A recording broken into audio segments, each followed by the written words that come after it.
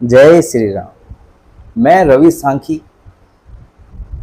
2024 के जो लोकसभा चुनाव में जिस राज्य ने सबसे बड़ा झटका दिया है वो है पहले नंबर पर उत्तर प्रदेश और दूसरे नंबर पर है बंगाल, पश्चिम बंगाल। आज हम बात करेंगे उत्तर प्रदेश की। आखिर ऐसा क्या वहां हुआ है जो वहां अब की बार बीजेपी को कंटिन्यू 4 चुनाव जीतने के बाद हार का मुंह देखना पड़ा। हार का मुंह ना कह के ये कहेंगे कि औंधे मुंह गिरी है वहां बीजेपी। 2014, 2017, 2019, 2022 प्रचंड जीत के बाद आखिर 2024 में ऐसा क्या हुआ जो औंधे मुंह गिरी वहां बीजेपी। हमें एक चीज समझनी होगी कि ऐसा क्या किया था वहां उन सालों में जो अब की बार बीजेपी ने वहां नहीं किया। तो कुछ न कुछ बड़ी गलती जरूर हुई है जिसके कारण इतना बड़ा एक हार देखनी पड़ी है। अब कुछ लोग कह रहे हैं कि इस हार के कारण वो मुद्दे हैं जो विपक्ष ने भुनाए, जैसे बेरोजगारी, महंगाई, ये इनका प्रभाव ज्यादा नहीं है।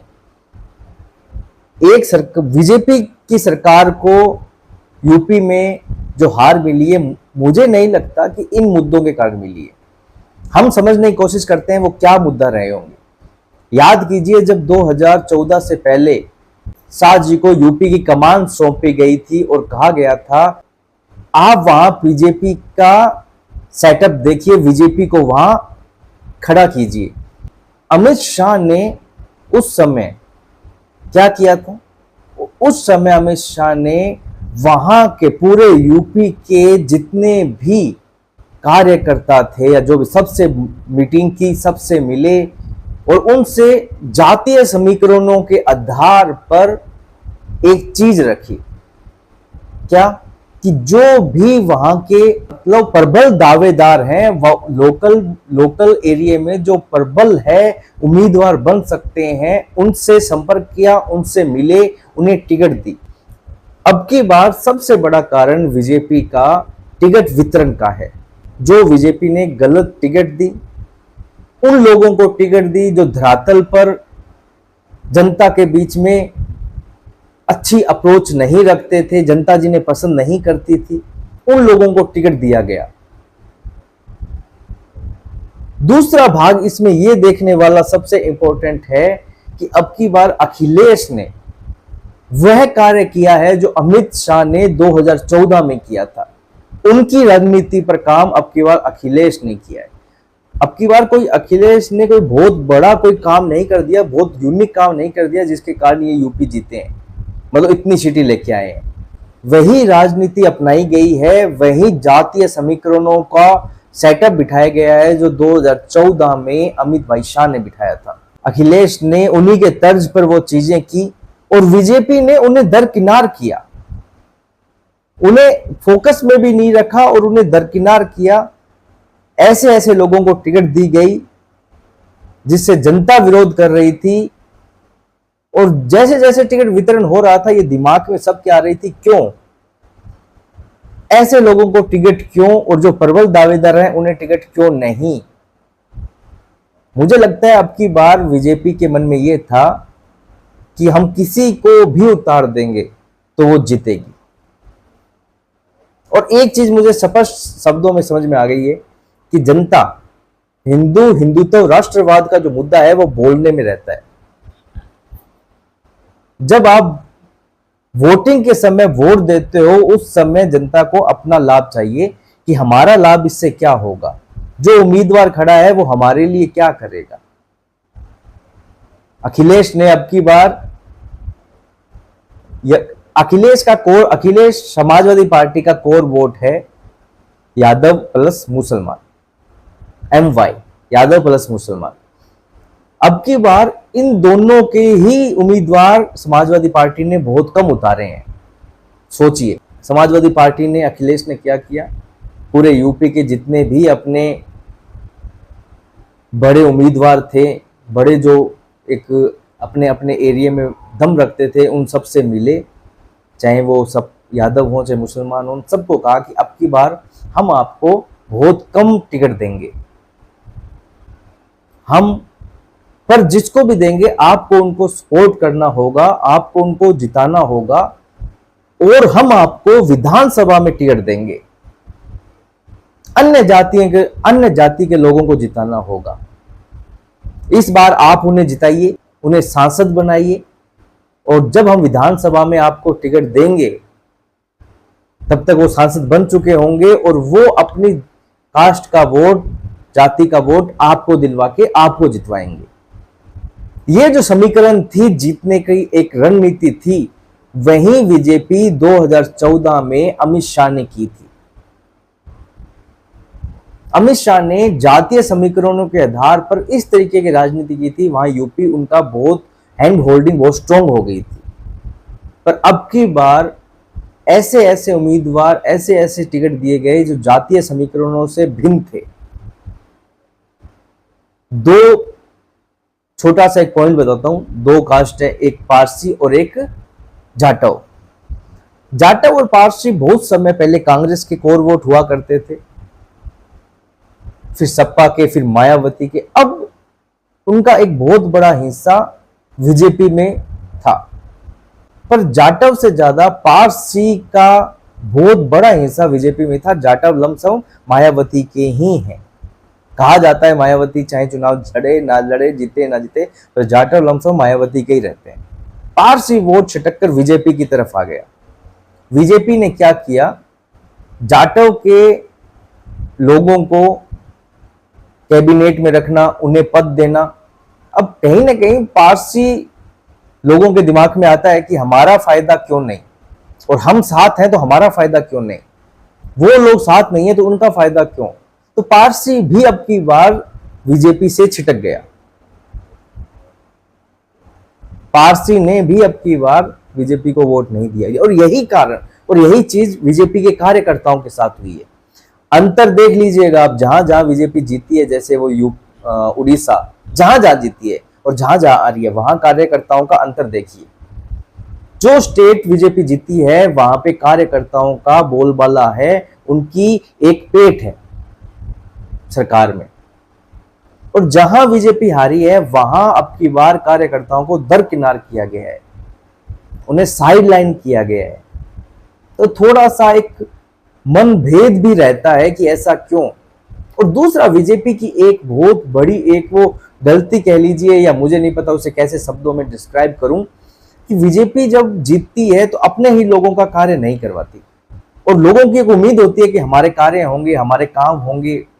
बीजेपी उनके काम ना करवा के दूसरों के काम करवाती है। और जब सत्ता परिवर्तन होती है तो वो लोग देखते हैं कि जिन लोगों ने उस दूसरी पार्टी को सपोर्ट किया था उनके काम कैसे हो रहे हैं, जब हमारी पार्टी थी तो हमारे काम क्यों नहीं हुए। तो वहां भी एक साइकोलॉजी बनती है।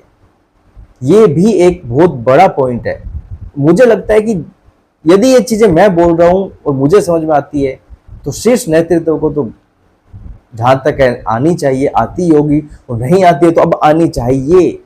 ये हार नहीं है, ये हार नहीं है, ये एक सबक है। ये 2029 में जो जीत लेनी है उसका सबक है कि या तो आप बहुत बड़ी जीत लोगे 2029 में, या फिर आप जैसा चल रहा है उससे भी कम में चले जाओगे। तो मुझे नहीं लगता कि इस पे ध्यान ना दिया जाएगा। और दूसरा एक चीज सोचिए, जो लोग इनके साथ हैं, जो कार्यकर्ता इनके साथ हैं, जो इनके साथ हैं, उन्हें बेनिफिट नहीं मिलता किसी भी पक्ष में, किसी भी वे में। बेनिफिट मिलता है उन अदर कास्ट को, अदर लोगों को जो बीजेपी के साथ नहीं है, जिन्होंने वोट भी नहीं दिए। बीजेपी उनके लिए बहुत बार काम कर जाती है, और इस शिकायत रहती है, हमेशा हमेशा रहती है कि बीजेपी उनके लिए काम कर जाती है और जो काम करते हैं उनके लिए कुछ नहीं करती। मुझे लगता है ये बहुत बड़े इशू हैं यदि समझ में आए तो। दूसरा, अब की बार एक ऐसा हुआ है, ये तो मैं पूरे भारत की कह रहा हूं जहां तक मुझे पता है, अब की बार ऐसा हुआ है कि धरातल पर काम नहीं हुआ। कैसे? चुनाव से पहले पर्चियां बनती है कि आपका वोट कौन से बूथ पर है, उनकी डिटेल दी जाती है कि जाइए वोट करना है। वो पर्चियां लमसम नहीं पहुंची घरों में, क्यों पता नहीं, क्यों। और जहां तक मुझे लगता है कि अब की बार शायद बहुत ज्यादा निर्भर हो गए 3 आदमियों पे, वहां के उम्मीदवार, वहां के कार्यकर्ता, नरेंद्र मोदी जी पर, अमित शाह पर और योगी जी पर। इन 3 लोगों पर बहुत ज्यादा निर्भरता, इन 3 लोगों पर बहुत ज्यादा निर्भर हो चुके हैं, तभी तो इन्होंने धरातल पर कार्य नहीं किया। बहुत ज्यादा जरूरी है धरातल पर भी जुड़ने का, बहुत ज्यादा जरूरी है जातीय समीकरणों से चीजें एकजुट करने की, क्योंकि ऐसा नहीं है कि लोग नरेंद्र मोदी जी को पसंद नहीं करते या बीजेपी से मन उब चुका है, नहीं, लोग आज भी वैसे ही। पर आपको जब भी, मतलब सिंपल सी गणित है कि आपको जातीय समीकरणों का भी ध्यान रखना पड़ेगा। एक बहुत बड़ा वर्ग ओबीसी अब की बार बीजेपी से टूट गया, क्यों क्यों? इसके कुछ कारण है जो समझाने की कोशिश करता हूं। अब की बार 400 पार, जिस कॉन्फिडेंस के साथ ये नारा दिया गया और जिस कॉन्फिडेंस के साथ जनता ने ये नारा दिया, वो कंटिन्यू देते आए, जैसे मेरे जैसे करोड़ों समर्थक कंटिन्यू देते आए। तो एक ये बहुत बड़ा माइंड सेटअप हो गया कि मोदी जी तो आ रहे हैं, बहुमत तो 272 है ना, 300 भी आ गई तो भी जीत गए मोदी जी, 350 आ गई तो जीत ही गए, ये बहुत बड़ा। तो लोगों ने जिस तरीके से मेहनत करनी चाहिए वैसी नहीं की। दूसरा, कुछ नेताओं द्वारा यह बोलना कि संविधान बदल देंगे, आरक्षण खत्म कर देंगे, बीजेपी को लगा इन बातों का फर्क नहीं पड़ेगा। पर बहुत बड़ा तबका है जिनके लिए आरक्षण बहुत बड़ा मुद्दा है और है उनके बहुत नजदीक आरक्षण। वो लोग डरे या डराया गया, जैसे भी उन्होंने वोट, ये वो वर्ग है जो लाभार्थी वर्ग है, जिनको मोदी जी ने बहुत ज्यादा लाभ दिया है, फिर भी उन्होंने वोट नहीं दिया।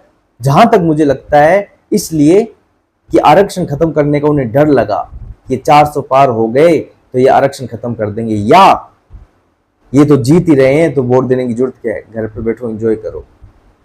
और अब की बार मुझे लगता है एक सबसे बड़ी जो गलती हुई वो ये कॉन्फिडेंस बिल्ड करना कि हम तो आ चुके हैं, हम आ चुके हैं 100%। जनता को ये विश्वास दिलवाया नहीं कि आपकी मेहनत से हम आएंगे, हो सकता है हम हार जाएं, आप मेहनत करोगे तो आएंगे।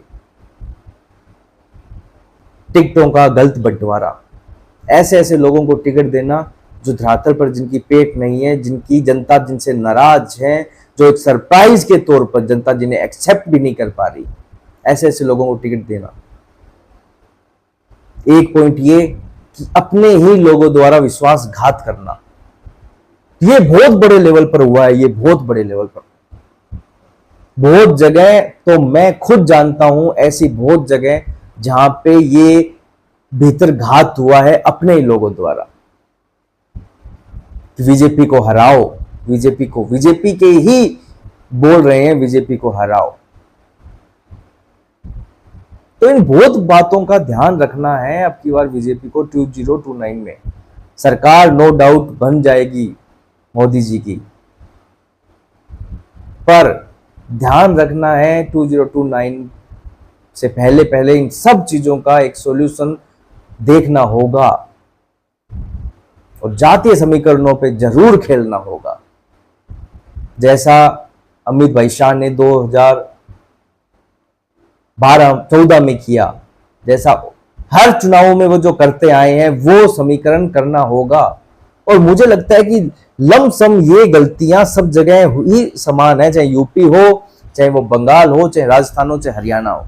अब की बार बीजेपी ने ऐसी रिस्क ली और इसलिए ली कि भाई किसी को भी खड़ा कर दो, मोदी जी के कारण जीत जाएंगे। पर मुझे लगता है जनता पसंद करती है मोदी जी को, नो डाउट, पर वो अपना स्वार्थ भी देखती है कि इस पर्सन से जो खड़ा हो रहा है हमें क्या फायदा होगा। और कुछ समीकरणें ऑटोमेटिक सेट हो गई, जैसे उम्मीदवार चेंज हुआ तो भीतर घात हुआ, उम्मीदवार चेंज हुआ तो लोग नाराज थे, मतलब कुछ चीजें ऑटोमेटिक हो गई वहां। तो ये बड़ी, वो ऊपर से ये पूरा कुनबा एक साथ था, ये सभी के सभी चाचा ताऊ मामा भतीजा सब एक साथ थे, पर फिर भी बीजेपी ने बहुत अच्छा किया। पर जितना मेहनत की थी उतना नहीं। दुख इस बात का है, जितनी मेहनत की थी उतना नहीं। तो बीजेपी को बहुत चीजें सुधारनी होगी। तो आज का मुद्दा हम यहीं समाप्त करते हैं। कल मिलेंगे किसी नए टॉपिक के साथ, तब तक के लिए जय श्री राम।